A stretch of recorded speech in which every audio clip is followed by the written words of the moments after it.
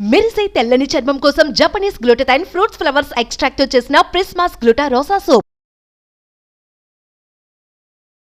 నమస్తే రమ్మగారు. నమస్తే జయ. రమ్మగారు, ఒక చందమామ కథ చెప్పండి అండి. అంటే ఈ కాలానికి సరిపడే కథ అవునో కాదో కానీ ఓ, అట్లా బాగుంటుంది. అనిపించిందా మీకు? బాగుంటుంది. అంటే జనాలు దీన్ని ఎట్లా తీసుకోగలరు అనేది తెలియదు నాకు. కథగా చాలా నచ్చింది నాకు. అగ్ని పరీక్ష. ఓకే. పూర్వం కాంబోజ రాజ్యానికి చిత్రవర్మ అని ఒక రాజుగారు ఉండేవారట. అవివాహితుడు. ఆయన పెద్దగా వివాహం ప్రయత్నం పెట్టుకోలే. వేటల్లో తిరుగుతూ ఉండేవాడు. ఏదో రాజ్యాన్ని విస్తరించడం, రాజ్యాన్ని డెవలప్ చేయడం, రాజ్యంలో ఏవేవో చేస్తూ ఉంటాం, ఇట్లాగే చేసేవాడు. వివాహితుడు కాదు. ప్రజలందరూ ఇంకా రాజుగారు ఎప్పుడు పెళ్లి చేసుకుంటారు, మనకి ఎప్పుడు సంతానం కలుగుతుంది, ఆయనకి ఎప్పుడు యువరాజు పుడతాడు, అలా ఆలోచించి అనుకుంటూ ఉండేవాళ్ళు. పెద్ద పెద్ద వాళ్ళని ఎవరైనా కలిసినప్పుడు ఇంకా రాజుగారిని పెళ్లి చేసుకోమనండి, ఇంకెంతకాలం అవివాహితుడుగా ఉన్నాడు, రేపు పొద్దున రాజ్యానికి ఉత్తరాధికారి కావాలి, ఇలా అడిగేవాళ్ళు.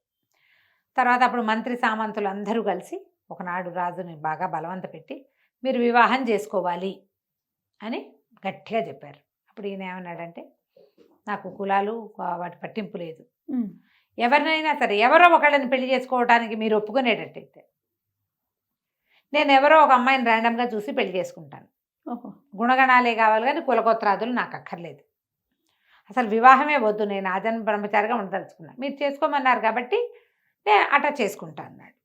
రాజుకు పెళ్లి కావటమే ముఖ్యమని భావించినటువంటి ప్రజలు, ఈ మొత్తం ఈ పాలనా యంత్రాంగము అందరూ ఒప్పుకున్నారు. రాజుగారి పెళ్లి పెళ్లి పెళ్ళి అన్నారు. పెళ్లి ఏర్పాట్లన్నీ అయినాయి. పెళ్లి కుమార్తె ఎవరో తెలియదు ఇంకా. అయితే పెళ్లి కుమారుడిగా అలంకరింపబడి ఇంకొద్ది గంటల్లో ముహూర్తం అనగా రాజుగారు అలంకారం చేసుకుని గుర్రం వేసుకుని ఆ నగరంలో నగర శివార్లలో ఉన్న ఒక పేద కాపు ఇంటికి వెళ్ళాడు. ఆ ఇంటికి మండిగానికి పసుపు కూడా లేదు ఆ ఇంట్లో. అదొక పేద కాపు ఇల్లు. కులం అందరూ కాపు అని చెప్తారు. వీళ్ళు ఏంటంటే పొలాలకి కాపలా కాయటాలు అలాంటి పనులు చేసే కుటుంబాలు అన్నమాట. ఆ పేద కాపుకి ఒక కూతురు ఉంది, సుగుణవతి. ఆవిడ పేరు గుణవతి. భలే అందంగా ఉంటుంది. నగలు నాణ్యాలు పట్టు చీరలు ఏమీ లేకపోయినా సహజంగా చాలా సౌందర్యవతి, మహాగుణవతి కూడా. చాలా సాతు స్వభావం, శాంతమూర్తి. వెళ్ళి తలుపు కొట్టాడు. ఆయనతో పాటు ఉన్న అంగరక్షకులు, పెళ్లి ఏర్పాట్లు చేస్తున్న వీళ్ళంతా ఆశ్చర్యపోయారు. ఆయన పెళ్లి కుమారుడు అలంకరణలో ఉన్నాడు. ఆ పేద కాపు బయటకు వచ్చాడు. చిత్తం మహాప్రభు ఏం కావాలి ఏం కావాలని అడిగాడు. అంటే మీ అమ్మాయిని పిలువు, ఆ అమ్మాయిని పెళ్లి చేసుకుంటానన్నాడు. ఓయ్. ఆయన ఎప్పటి నుంచో ఆ పిల్ల నచ్చింది ఆయనకి. కానీ ఆ పిల్లని చేసుకోవడానికి ప్రజలు కానీ తన తాలూకు సమాజం కానీ ఒప్పుకోదు. ఓ పేద కాపు యువతి ఎట్లా రాణి అవుతుంది? మహారాణికి ఇంకో కొత్త కొత్త గుణాలు ఉండాలి, అవేవో ఉండాలి, తండ్రి రాజు అవ్వాలి, అవన్నీ ఉంటాయి. ప్రజలు యాక్సెప్ట్ చేయరు. మంత్రి సామంతులు కాకులు పొడిచినట్టు పొడుస్తారు. ఆవిడకేం తెలుసు అంటారు. భారీగా ఉండటమే కాదు, ఇక్కడ మహారాణిగా ఉండాలంటే మెయింటెనెన్స్ అదే కదా, చాలా ఉంది. దానికి ఒక ప్రత్యేక యాటిట్యూడ్ కావాలి. ఒప్పుకోరు కాబట్టి ఆయన పెళ్లి చేసుకోదలుచుకోకుండా ఊరుకున్నాడు. ఆయనకి ఈ అమ్మాయే నచ్చింది. ఎప్పుడైతే వాళ్ళంతా నువ్వు ఎవరిని తెచ్చినా మాకు ఓకే అన్నారో అప్పుడు ఈ పని చేశాడు అనమాట. ఆ అమ్మాయి చిత్తప్రభు అంతకంటేనా అంది, నేను పెళ్లి చేసుకుంటాను అని చెప్పేసరికి అక్కడి నుంచి పెళ్ళి అయిపోయింది. వచ్చిన వెనకాల వచ్చిన సైనికులే చకచక చుట్టుకాగలు అక్కడ ఇక్కడ వెతికి మామిడి మండలు కట్టి తెచ్చారు ఆ ఇంటికి. గుమ్మానికి పసుపు రాశారు. వచ్చిన ముత్తైదులు వాళ్ళే అమ్మాయిని చక్కగా అందంగా పట్టు చీరలు, చీల్చే నంబరాలు కట్టి తయారు చేశారు. వాకిట్టు అప్పటికప్పుడు పందిరి వెలిసింది. గంటల్లో పెళ్ళి అయిపోయింది. ముహూర్తం వేళకి అన్నీ వీళ్ళే రెడీ చేసుకుని పెళ్లి చేసుకుని ఆవిడని తెచ్చుకున్నారు. ఎవరికీ నచ్చల.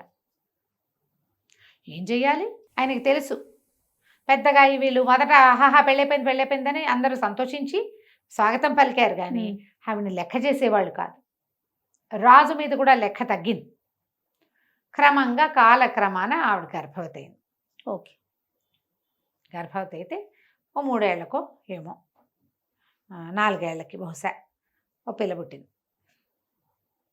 ఆడపిల్ల పుట్టేసరికి ఈయన పురిటింట్లో పిల్లని చూసి ఏమన్నారంటే, నీ మొహం ఎవ్వరికీ గిట్టదు, ఇక్కడ నువ్వేమీ చేయలేకపోయావు, వీళ్ళని ఇంప్రెస్ చేయలేకపోయావు, నువ్వేం పోని మగపిల్లాడిని కంటే వాడేదో కనీసం రాజు అవుతాడు అని భావించి ఒప్పుకునేవాళ్ళు. అది లేదు. ఇప్పుడు ఈ కాపు మనవరాల్ని యువరాణిగా వీళ్ళెవరూ యాక్సెప్ట్ చేయరు. అంటే ఏం చేస్తాను ప్రభు, నా అదృష్టం ఇంతే అనుకుంటాను, ఇంకంతకంటే ఏం చేస్తాను అంది. పిల్ల 11వ రోజున ఓ సైనికుడు వచ్చాడు. అమ్మా రాజుగారు అమ్మాయిని తీసుకువెళ్ళి అన్నాడు. అనగానే ఈవిడికి అర్థమైంది, పిల్లని ఏదో చేసేయబోతున్నారు. ఆవిడ చాలా దుఃఖించి, ఏం చేస్తాను నాయన, నా మీద ఇంతే ఉంది కరుణ, పోనీ తల్లిని చేశారు, తల్లిని కానిచ్చారు, పిల్లని ఏమైనా చేసి ప్రాణం పోయేదాకా నా పిల్లకి బాధ మాత్రం కలిగించిపోక నాయన అమ్మాయికి అని 11 రోజులు చంటి పిల్లని ఎత్తి ఆ చేతిలో పెట్టింది. అయ్యో. సైనికుడి చేతిలోకి బోరుమని ఏడుస్తూ సైనికుడు ఆ పిల్లని ఎత్తు తీసుకుపోయాడు. ప్రజలంతా నిర్ఘాంతపోయారు. అవురా, ఎంత పని చేశాడు రాజు, పచ్చి బాలింతరాలే పాపం, సుగుణవతి ఒక్క మాట కూడా మాట్లాడితే నోరు మూసుకుని ఉంటుంది, అంత శాంత స్వభావరాలు. జనాలకి ఎంత జాలేసిందో ఆవిడంటే. ఏం చెయ్యాలో తెలియలే. కానీ ఆవిడ భర్తని ఏమి అనలా, తన కష్టం ఎవరికీ చెప్పుకోలే, మాట్లాడకుండా ఉండేది. కానీ మందిరంలో అన్నీ సరైన వేళకి ఏర్పాట్లు, పొద్దున్నే శుభ్రం చేయటాలు, వాకిట్లో ముగ్గులేయటాలు, భోజనం వేళల్లో అటు ఎవరికి భోజనం ఒక్క నిమిషం ఆలస్యం కాకుండా భోజనాలు ఏర్పాట్లు చేయించేది. క్రమంగా మందిరంలో ఉన్న వాళ్ళంతా ఆవిడ మాట వినటానికి, ఆవిడ పద్ధతి ప్రకారం ఉండటానికి అలవాటు పడ్డారు. ఆవిడకి రోపేం లేదు, మెత్తమెత్తగా చెప్పేది. మళ్ళీ కొంతకాలానికి గర్భవతి అయింది. ఈసారి కుమారుడు కలిగాడు. మళ్ళా రాజుగారు వెళ్ళి పురిటింట్లో నుంచున్నాడు. పురిటిలో నుంచుని, కొడుకుని కన్నావు కానీ నువ్వు వీళ్ళని మెప్పించలేవమ్మా, వీళ్ళని మెప్పించడం నీ వల్ల కాదు, ప్రజలకు ఏమీ నీ మొహం గిట్టదు, ఈ భవనాల్లో కూడా ఎవరికి, అంతఃపురంలో కూడా నువ్వంటే ఇష్టం లేదు ఎవరికి, నువ్వు ఎట్లా గెలుస్తావో వీళ్ళతోటి అన్నాడు. అమ్మాయి ఆవిడేమంది, ఏం చేస్తాను ప్రభు, మీ భార్యని అవటం నా అదృష్టంలో భాగం, నాకు ఇచ్చాడు భగవంతుడు, నీతో భార్యగా కొంతకాలం ఉన్నాను, ఈ ఇందులో ఉన్నాను, ఈ మహాభవనంలో రాజభవనంలో ఉన్నాను, ఓ పిల్లకి తల్లి అయ్యాను, ఓ పిల్లవాడికి తల్లిని అయ్యాను, అదే నా భాగ్యం, ఏం చేస్తాను నేను, ఎందుకు ఒప్పుకోరు వాళ్ళు అని అంటల్లా ఆవిడ. ఊరుకుంది. 11వ రోజున సైనికుడు వచ్చాడు. మళ్ళీ అబ్బాయి గారిని దారిలో పెట్టమన్నారండి అని. ఆవిడ ఏడ్చుకుంటూ పిల్లాన్ని అప్పచెప్పింది.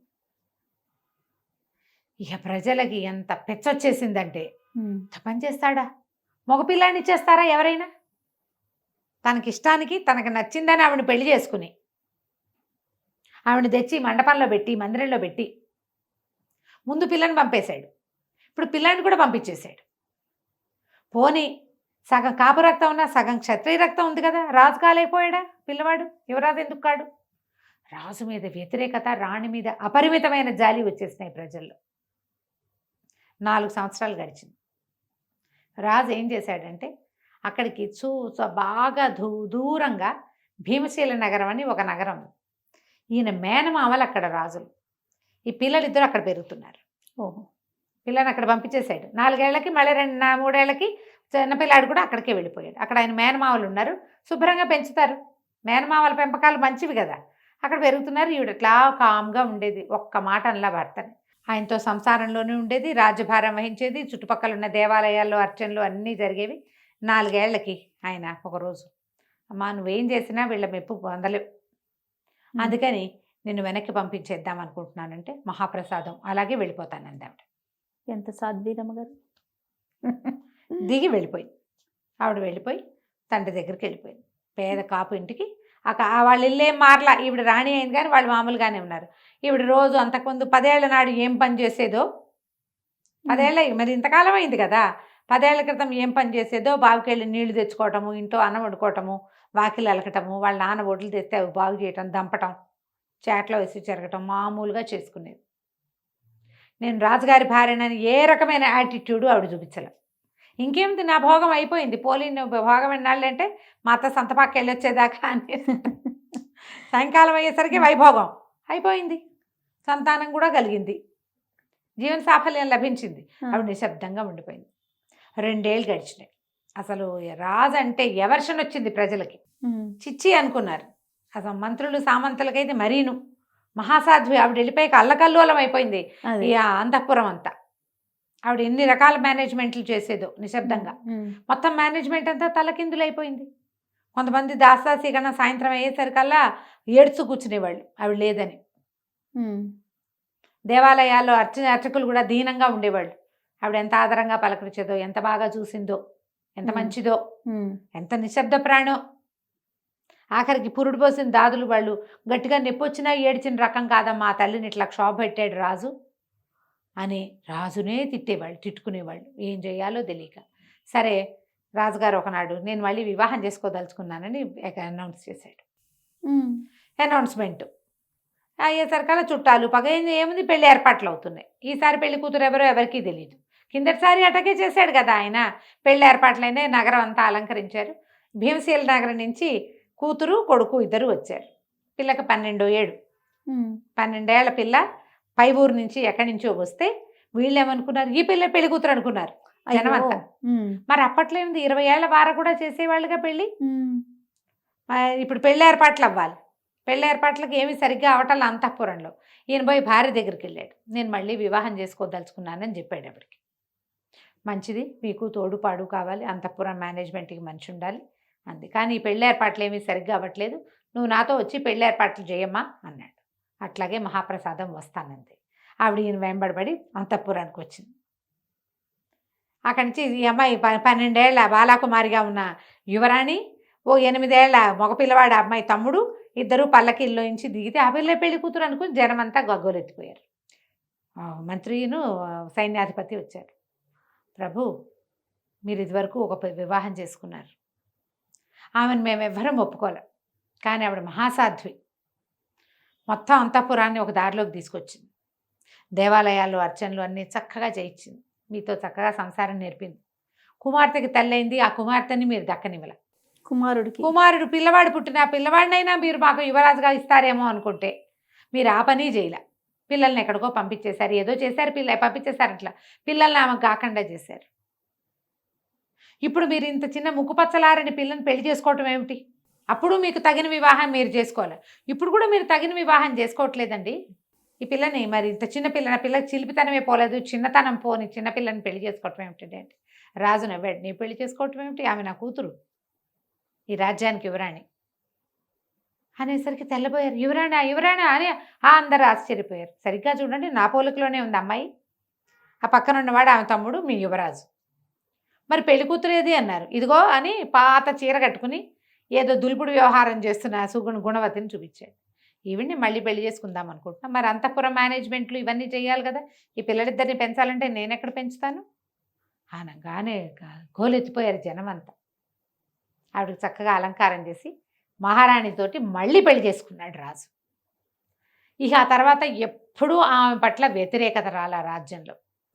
ఆమెకి సానుకూలంగా ఈ ప్రపంచాన్ని మార్చడానికి ఆయన ఈ పని చేశాడు. అదొక అగ్ని పరీక్ష ఆమెకి. ప్రజలు ఆమెను యాక్సెప్ట్ చేయడం కోసం ఏం చేశాడు, రాముడు సీతని అగ్ని పరీక్ష చేశాడా? ఈ అగ్ని పరీక్షకి గురి చేశాడు. సంతానాన్ని దూరం చేసినా భర్తకు వ్యతిరేకం కాలే ఆవిడ. అందుకేనా మీరు ముందన్నారు ఈ కథ ఈ జనరేషన్కి నచ్చకపోవచ్చు. నీకే నచ్చలేదు, 30 రంగులు మారినాయి నీ మొహంలో, అస్సలు నచ్చలేదు. చాలా మంది ఏం చేస్తారు జయ, భర్త ఇంపార్టెంట్ కాదు పిల్లలే ఇంపార్టెంట్, నా పిల్ల నాకు చాలా ఇంపార్టెంట్ అంటారు. మనం పాతకాలం కథల్లో అవి అలా చూడం. పిల్లల పక్షం వహించి మొగుళ్ళను వదిలేస్తారు, కానీ అది వదలకూడదు జయ. మనకి భగవంతుడు ఇచ్చింది భర్తని, అతనితో ఉండాలి. మరి అతని సంతానాన్ని దూరం చేయొచ్చు రమ్మగారు? ఏదో చేశాడు ఇక్కడ. అది ఎట్లా ఏదో ఎట్లా అవుతుంది రమ్మగారు? ఏదో కాదు కదా, ఆవిడ భర్తే కాదు ఆయన రాజు కూడా. ఆవిడకి రాజాజ్ఞని ఒప్పుకుంది. ఒకరిని ఓకే, ఇద్దరినినా అతనే యాక్సెప్ట్ చేస్తే ప్రజలందరూ యాక్సెప్ట్ చేస్తారు కదా. ఎవరు యాక్సెప్ట్ చేయలే. చూడు ముందంతా వాళ్ళు ఒప్పుకోలేదు. ఎప్పుడైతే ఆవిడకి సంతానం దూరం అయ్యో జాలి పడ్డం మొదలుపెట్టి ఆవిడ ఎంత మంచిది, ఆవిడ అలాగే ఉంటుంది కదా జయ. ప్రజలు ఎలా ఉంటారు, మనుషులు అలాగే ఉంటారు. తల్లికి పిల్లల్ని వేరు చేస్తారు, ఇద్దరిని. మరి 13 ఏళ్ళ తర్వాత తీసుకొచ్చిన తర్వాత ఆ చిన్ననాటి జ్ఞాపకాలు ఏమున్నాయి ఆవిడ ఉండవు, ఇంకో పిల్లలు కానీ ఉంచుకుంటున్నారు. కథలాగానే తీసుకుందాం అంతే. నమస్తే రమ్మగారు. నమస్తే. సుమన్ టీవీలో మీ పర్సనల్ అండ్ బిజినెస్ ప్రమోషన్స్ కోసం కింది నెంబర్కి కాంటాక్ట్ చేయండి.